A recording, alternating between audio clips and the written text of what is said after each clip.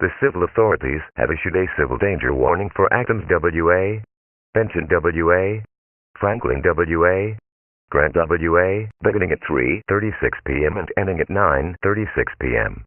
KPQCCR. Driving has become extremely dangerous due to flash flooding in the area. Motorists are urged to avoid roadways if it is at all possible. When encountering a flooded roadway, make the smartest choice. Turn around. Don't drown.